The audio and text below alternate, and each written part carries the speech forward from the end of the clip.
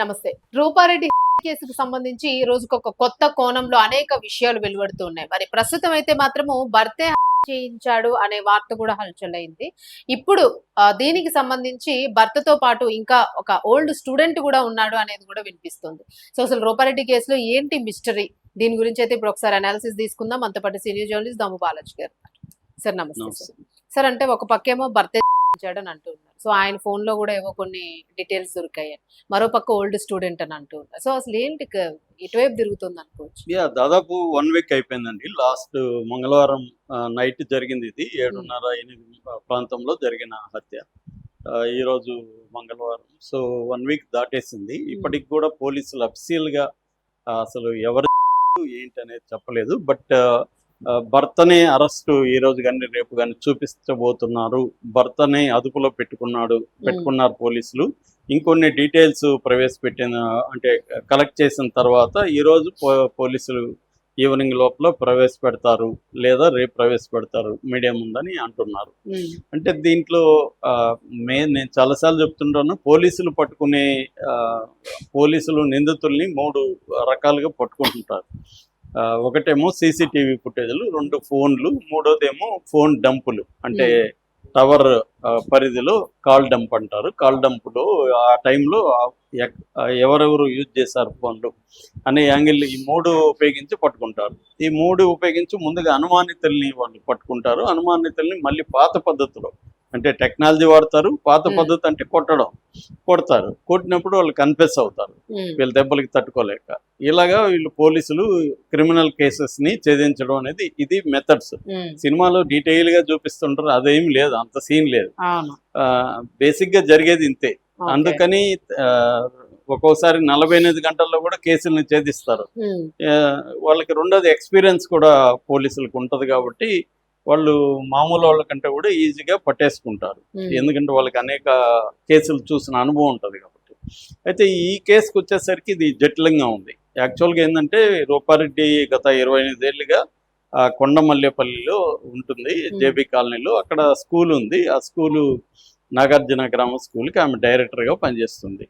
So వాళ్ళు JB కాలనీలో ఉంటూ భార్యాభర్తలు ఇద్దరు ఉంటారు. రాజేందర్ రెడ్డి ఏమో రియల్ ఎస్టేట్ చూస్తాడు. వాళ్ళ అభినవ్ రెడ్డి అనే వాళ్ళ బాబు గురం గూడలో ఉంటూ వీళ్ళకి ఒక ఇల్లు ఉంది హైదరాబాద్ అవుట్స్కట్స్లో. అక్కడ కాలేజీలో చదువుకుంటాడు, ఇంజనీర్ కాలేజీలో. వీళ్ళు ఎవరి వీకెండ్ ఇక్కడికి వచ్చి వెళ్తుంటారు. అలాగే లాస్ట్ సాటర్డే వచ్చారు. సాటర్డే, సండే, మండే కూడా హాలిడే. మండే కూడా ఉన్నారు. మండే ఈయన రాజేందర్ రెడ్డి నాకు పని ఉంది ఇక్కడ నువ్వు వెళ్ళిపో అంటే ఆమె వెళ్ళిపోయి మార్నింగ్ స్కూల్కి వెళ్ళింది. దాని తర్వాత ఈవినింగ్ ఇంటికి వెళ్ళింది.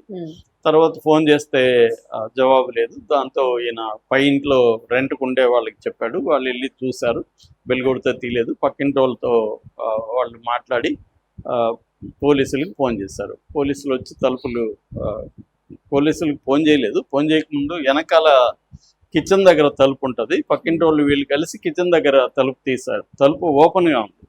లోపలికి వెళ్తే రక్తపు మడుగులో ఉంది. పోలీసులకు ఫోన్ చేశారు. పోలీసులు వచ్చారు. అక్కడ నుంచి ఇన్వెస్టిగేషన్ అనేది మొదలైంది. వాళ్ళ భర్తకు కూడా తెలుసు కాబట్టి భర్త కూడా వెళ్ళాడు. సో ఇక్కడ నుంచి వీళ్ళు ఏంటంటే సీసీటీవీలు కదా ఫస్ట్ చూస్తారు. సీసీటీవీలో చూస్తే సీసీటీవీలు ఏమో ఫ్రంట్లో ఉన్నాయి, వెనకాల లేదు. యాక్చువల్గా ఈ కాలనీలో పోలీస్ క్వార్టర్స్ కూడా ఉన్నాయి.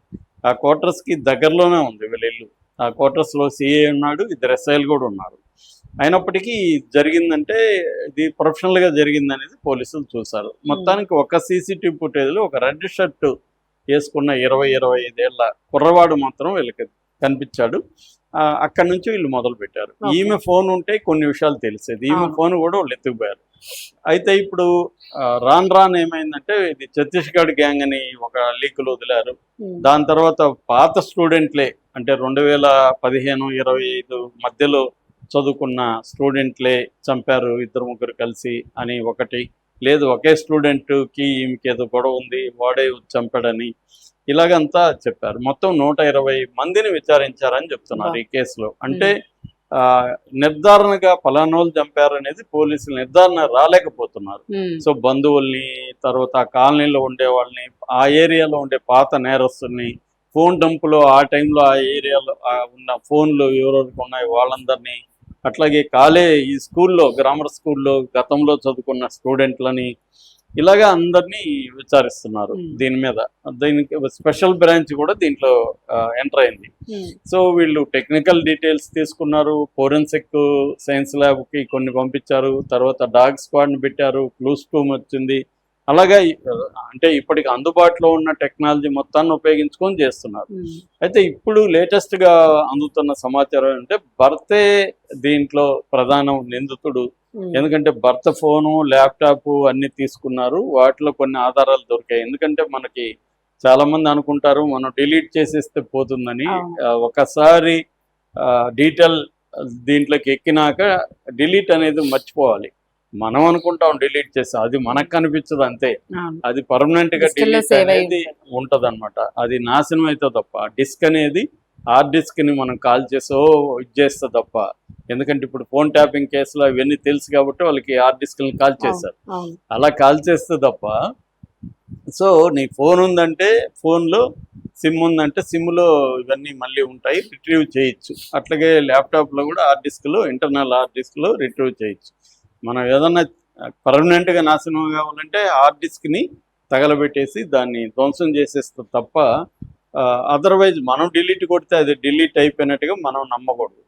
సో అలాగా ఆయన కొన్ని డిలీట్ చేశారని అవన్నీ రిట్రీవ్ చేయడానికి టైం పట్టిందని, ఇప్పుడు ఒక కొలిక్కి వచ్చిందని, ఈయనే చంపించాడు భార్యని అనేది ఇప్పుడు వరకు వస్తున్న సమాచారం. ఆయన అరెస్ట్ చేసి మీడియా ముందు పెడతారని అంటున్నారు. అయితే ఇప్పటి వరకు కూడా ఒకవేళ భర్తే చంపాడంటే ఎందుకు చంపాడు అనే క్లారిటీ లేదు. ఈమె కూడా గతంలో రియల్ ఎస్టేట్ చేసింది అంటున్నారు. ఇప్పుడు ఆమె ఫోన్ కానీ దొరికితే చాలా విషయాలు బయటకు వచ్చేది అవకాశం ఉంది. ఫోన్ దొరకట్లేదు. రెండవది భర్త పోయి వెళ్ళి ఎవరు వెళ్ళి ఆ ఎవరు అంటే 20-25 ఏళ్ళ మధ్య ఉన్న కుర్రవాడు, ఆమె ఎక్స్ స్టూడెంటే అని కూడా అంటున్నారు.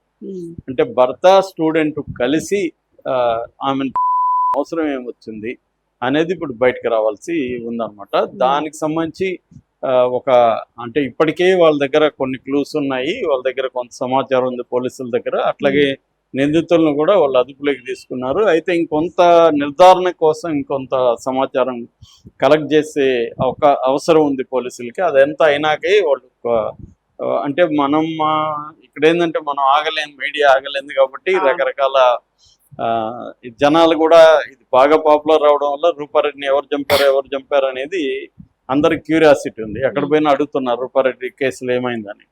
సో అందువల్ల మీడియా కూడా రకరకాల యాంగిల్, ఎందుకంటే పోలీస్ స్టేషన్ నుంచి కూడా లీకులు అవుతాయి. కానిస్టేబుల్ వాళ్ళు రహస్యంగా చెప్తూ ఉంటారు ఇప్పటివరకు ఏమేమి ఉందని. సో అఫిషియల్గా అయితే ఇప్పటి వరకు దీన్ని ఛేదించినట్టుగా మనం భావించలేము. సో మనకు తెలిసిన సమాచారం అయితే పోలీసుల అదుపులో రూపారెడ్డి భర్త రాజేందర్ రెడ్డి ఉన్నాడు, ఆయనే ప్రధాన నిందితుడిగా ఇప్పుడు భావిస్తున్నట్టుగా తెలుస్తుంది.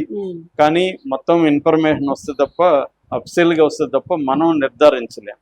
ఏదేమైనా ఇది 1 వీక్ అయినా కూడా ఒక స్కూలు డైరెక్టర్ని హత్యని ఛేదించలేకపోవడం అనేది కొంత ఆశ్చర్యకరంగానే ఉంది. Right, thank you.